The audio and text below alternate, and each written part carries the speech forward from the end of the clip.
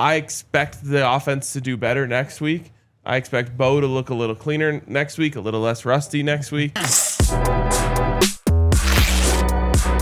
What did we learn from Bo Nix and the Broncos' first preseason game, Henry? It was up and down. There were some good throws. There were some bad throws. I think the offense generally moved the ball pretty well with that one terrible drive that I'm sure we're going to talk a lot about, excluded. The throw to Courtland Sutton, for example, over the shoulder, drops it in the bucket. Court can't hold on. I think there were a couple of tough breaks like that, but in general, kind of shaky from Bo.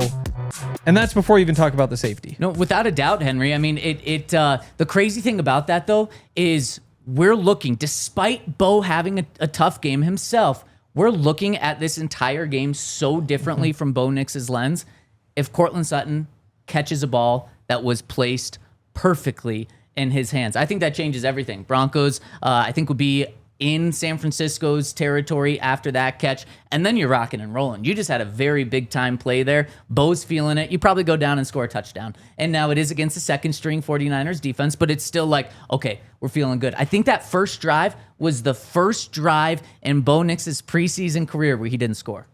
So, he's good at scoring in the preseason. I think he would have done it. And the crazy thing is, if I'm going to trust anyone on this Broncos team to catch that ball, it's Courtland Sutton. He just wasn't able to come up with it. That hurt Bo. And then it's not like Bo was perfect. I mean, not a great pass to RJ Harvey later. But man, even with not the best game from Bo, if another player helps him out there and just does his job in Courtland Sutton, we're talking about Bo looking really good despite still having a lot of things to improve. Well, that's the problem with such a small sample size, is one thing changes can alter the entire course of this, however many play sample. I thought Bo looked confident. I thought he looked comfortable. I thought he looked strong. And I thought a lot of things were going right, and then just the little things were going wrong. And that to me is just pure rust. And if, you'd like to think that, you go out there and you play in a joint practice and you play in preseason games training camp practices every day, that gets the rust off. But until you're actually out there competing in a football game, you're not going to be able to knock the rust off. So I think the fact that this is happening now is a good thing. I expect the offense to do better next week. I expect Bo to look a little cleaner next week, a little less rusty next week. And I think that will happen. Yeah, and I think a lot of this is pre-snap. Sean Payton talked about it after the game. Just we need to tune up the pre-snap things. And I think the most glaring one is what happened on that blitz that led to the safety. Because was that Garrett Bowles missing him? Was that Bo missing a check? Was that Wattenberg missing a check? What happened there? Because if that doesn't happen, we're also feeling a lot different about this one. But you simply cannot have those things happen in a game where you just completely, whether it's him, whether it's the offensive line, miss a free rusher like that. Yeah, and of all the plays, that was probably the one I was most disappointed in Bo specifically.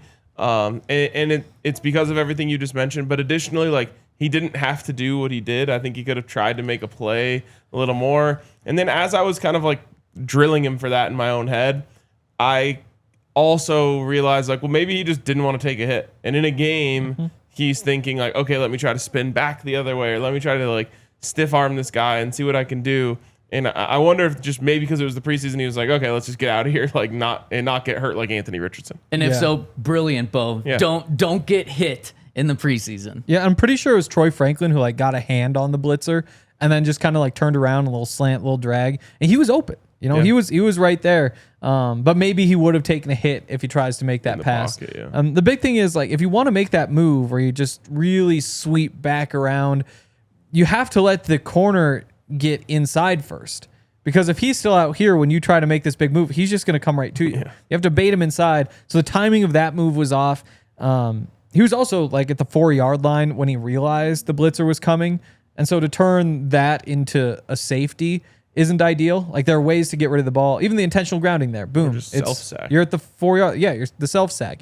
But it's also not a play that you would normally associate with Bo. Like he usually doesn't do stuff like that. Like that sort of mistake. Like was it the Browns game where he made just like a couple really crazy decisions? I think a couple of them led to interceptions even. But outside of that, there's haven't really been examples of him making those sorts of bad decisions. And also, this comes 48 hours after his head coach was praising him after the joint practice against the 49ers for the, quote, spontaneous plays that Bo makes. So maybe he was feeling it a little bit and like, well, I'm unstoppable, because in the joint practice against 49ers, he was great on these sorts of plays. Now, the difference is that one was like a Russell Wilson sort of spontaneous play where you turn your back to the defense and run backward.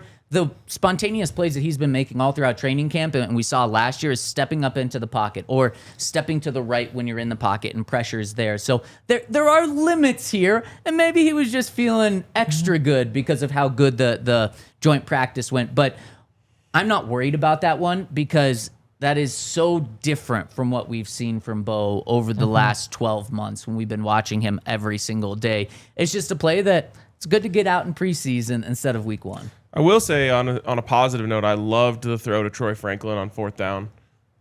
Just that entire connection. Was it 4th down? Was it third down? One of them was 4th down. Was that the high one? High kind of slant. You got a 6'3" receiver there. You're running slant. It's must have time. Like put it where you know he can get it. Maybe you can bring it down a little bit. A little. But I love Troy Franklin making that catch contested, going to the ground with the ball and moving the chains. Totally.